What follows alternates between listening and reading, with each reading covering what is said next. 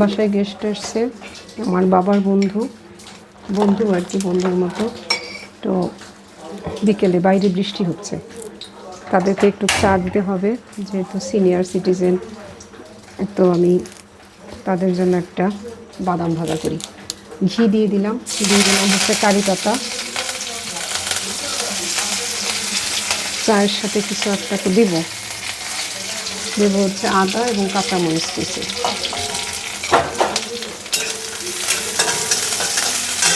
কাঁচামরিচ,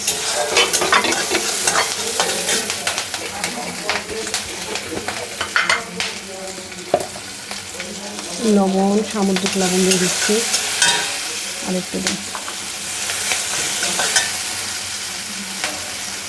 এখন এর সাথে আমি বিভিন্ন রকমের বাদাম দিয়ে একটা ভাজা করব।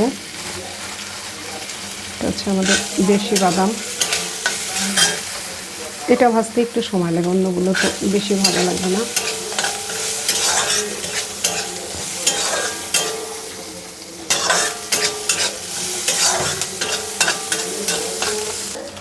কয়েকটা মাখনা দিয়ে দিলাম।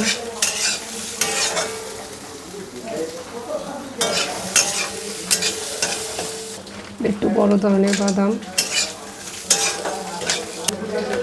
সূর্যমুখী, সরি, এটা হলো মিষ্টি কুমড়ার বীজ।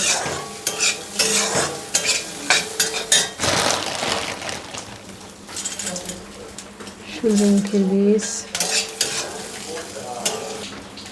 একটা কিশমিশ, মিষ্টি মিষ্টি লাগবে, একটু কাজু,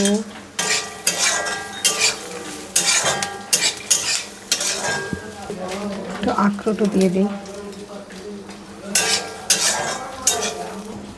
একটুখানি তিসি দিয়ে দিই। এবার চুলাটা বন্ধ করে দিই, বন্ধ করে দিয়ে এটা থাকে, আমি চাটা বানাই ফেলি, তারপরে একসাথে দেব। এটা এই চুলায় ট্রান্সফার করি আর এখানে চা বানাই। পানিটা ফুটে গেছে, চা পাতা হিসেবে দেব হচ্ছে আমি নীলকণ্ঠ ফুল। নীলকণ্ঠ ফুল এরকম চা পাতার মতো শুকিয়ে রেখে দিই ফ্রিজে। টকবক করে ফুটছে, চুলাটা বন্ধ করে দিই। এবার লেবুটা কেটে আনি, এবার চাটা আমি একটু সেঁকে নিই।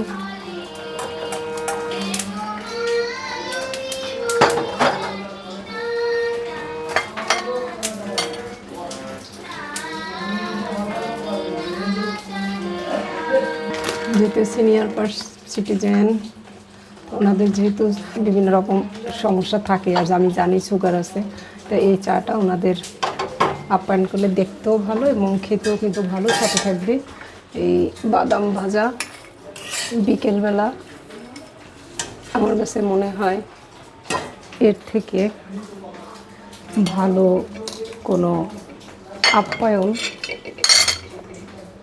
বাদাম ভাজা আর চা, এটাই আমার এখন আজকের আপ্যায়ন।